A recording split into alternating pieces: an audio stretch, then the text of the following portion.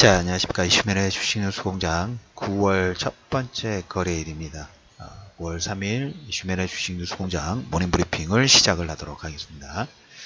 자, 지난주 금요일장, 미국장 약간 혼조세였습니다.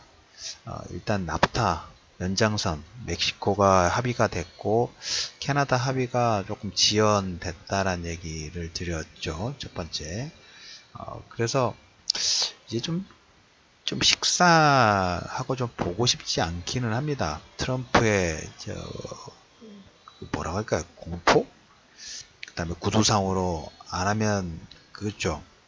어린아이들이 뭐 안 사주면 그냥 그 자리에 덜썩 앉아가지고 울어버리죠. 그걸 보는 것 같아요. 캐나다 합의 안 하면 나프타에서 빼버리겠다. 그리고 뭐 이런 얘기, 그 다음 WTO 탈퇴하겠다. 자꾸 그렇게 얘기를 하니까 맥케인 장례식에도 초대를 못 받겠죠. 아무튼 캐나다 합의 부분도 불발되긴 했습니다만은 어차피 캐나다는 목적이 아니에요. 과정이에요.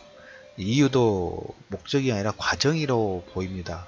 그래서 제가 개인적으로 생각할 때는 캐나다 합의 부분들은 뭐 시간이 조금 더 필요하지 않을까. 그래도 금주 정도에는 합의 가능성들이 상당히 높지 않을까.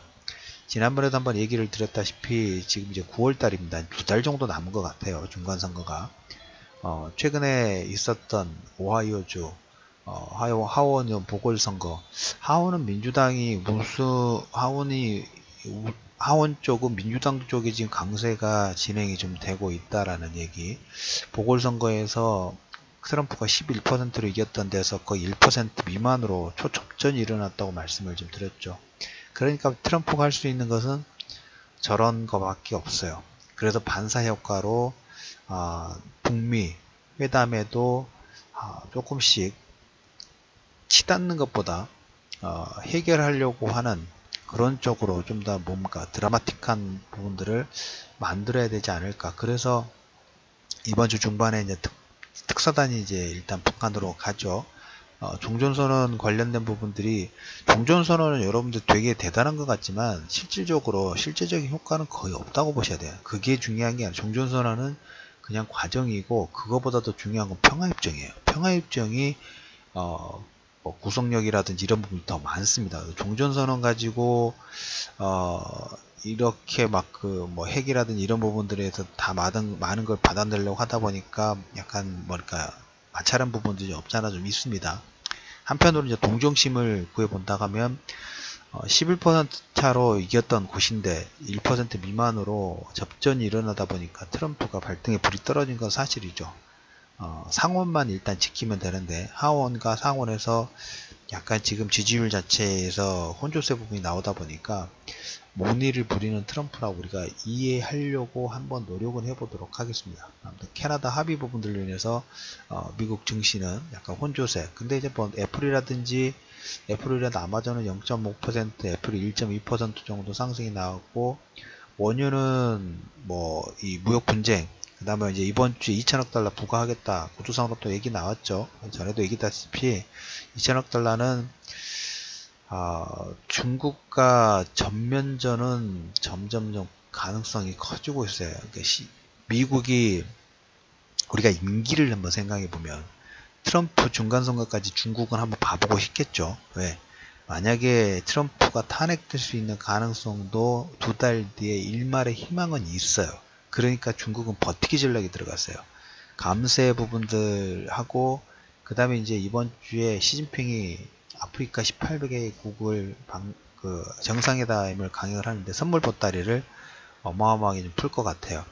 전에도 한번 얘기를 드렸다 싶었듯이 미국의 경제 규모, 수출하는 규모로 했을 때 대체 시장으로 강하게 떠오르는 게 아프리카 시장이에요. 그래서 시진핑은 그래 미국 그렇게 한다고 하면, 아직은 아니지만 그 정도 뭐 감세 수출 안 해도 되고 그걸 이 아프리카로 돌리면 되니까 서로 이제 시간 싸움이에요. 왜? 트럼프는 임기가 트럼프에 대해 시진핑이 거의 작게는 3배에서 4배 이상 남았어요. 짧게는 15년 정도에서 20년 정도까지 권력을 유지할 수 있는 그 관련 법안 부분들이 통과가 됐기 때문에 시간은 시진핑이 더 많이 가지고 있는데 카드는 미국이 더 많이 가지고 있죠. 그래서 강공 드라이브를 트럼프는 빨리 하는 거고, 그래서 이 여파 부분들은 2천억 달러 여파 부분들은 다음 달 환율 보고서까지 계속 그걸 가지고 서로 그 박앤 딜 부분들을 진행할 가능성이 높다라는. 그래서 일단 시진핑은 아프리카 18개국을 통해 가지고 회유 전략 부분들이 진행이 좀 됐고, 터키가 S-400 미사일 설치를 에르도안이 주말에 이제 그 기사가 나왔더라고요. 한마디로는 그거요. 간섭하지 마라. 내일은 내가 알아서 한다. 근데 S-400이 왜 그 미국이 약간 발끈 부분을 하냐면, 지난번에 이제 그 러시아하고 중국이 그 극초음 미사일 발사, 미사일 성공 관련된 부분들이 항공모함의 거의 결정타예요. 아직까지 지금 기술 개발 부분들 하면 그 극초음 그 미사일 부분들을 아직 격추시킬 만한, 그래서 우주 뭐 창설군인가요? 그걸 보고 얘기한 게 여기에 연관성 부분이 있어요. 근데 터키가 S-400 러시아 미사일입니다. S-400 미사일인데 F-35 스텔스의 스텔스 기능 부분들을 잡아내는데 약간 일가견이 있는 것 같아요. 그리고 터키는 나토 회원국인데 러시아제 미사일 부분들을 구입하니까 요리조리 트럼프한테 미운 털이 바뀌었죠. 그리고 그거 아니더라도 목사 같은 경우에 목사가 가지고 있는 기반 자체가 트럼프의 상당히 가장 강력한 지지층의 연장선이라고 말씀을 좀 드렸죠. 그래서 S-400의 미사일 설치 강행 부분들은 한 번 정도 다시 문제가 좀 되지 않을까 싶습니다. 자, 지난주에 이제 이런 얘기를 드렸어요. 주변 상황 부분들은 뭐 캐나다 쪽이 합의가 불발이 됐지만 아직 그건 시간적이 있고, 합의는 이번 주 정도 될 것 같고, 오늘은 미국 시장이 휴장입니다. 휴장이다 보니까 약간 관망세 부분들이 좀 있겠죠. 근데 우리나라 시장이 코스닥이 지금 거의 820포인트까지 상승을 했어요. 단기간에 10% 이상의 상승 부분들이 좀 진행이 됐죠. 외국인 기관 수급, 특히 바이오 관련 종목군들이 상반기 침체됐던 종목군, 침체를 만들었던 요건 자체가 풀리고 있다고 말씀을 좀 드렸죠. 특히 코스닥과 코스피 종목군들, 이제 선물없이 동시에 만기 때는 물론 대외 변수 부분들이 영향을 주긴 합니다만은, 어떻게 보면 영향을 주면서 변동성을 만들 때도 있지만은 그와 별도로 그냥 그 신경 쓰지 않고 외국인들과 기관의 자기들의 포지션 부분들의 수익권을 위해서 그렇게 임의적으로 움직일 때가 더 많아요. 자, 그래서 이번에는 그럴 가능성 부분도 일단 좀 열어두시고, 지난주와 마찬가지로 우리가 이제 항상 우리가 방어막 역할을 한다고 했죠. 특사단, 종전선언 관련된 부분들이 우리나라 시장의 커버 역할 부분을 하면서 개별 종목 장세 부분들이 계속 확장될 수 있는 가능성 부분들을 계속 열어두실 필요가 있다라는 얘기를 좀 드려보도록 하겠습니다.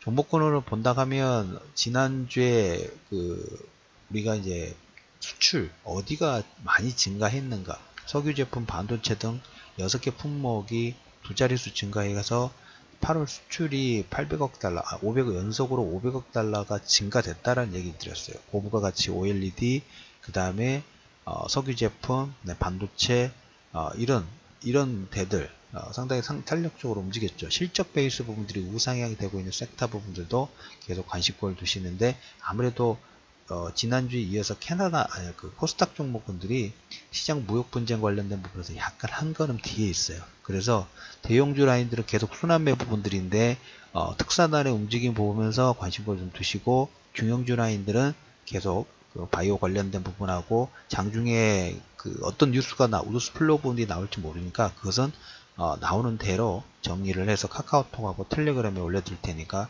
그 내용 참고하시면서 여러분들이 단기 트레이딩 부분들 진행하셔도 된다라는 얘기를 좀 드려보도록 하겠습니다. 그 주소 관련된 부분들은 공지사항에 올려드렸으니까 내용 참고하시고, 자, 9월 3일 이슈면의 주식 뉴스 공장 모닝 브리핑을 마무리하도록 하겠습니다.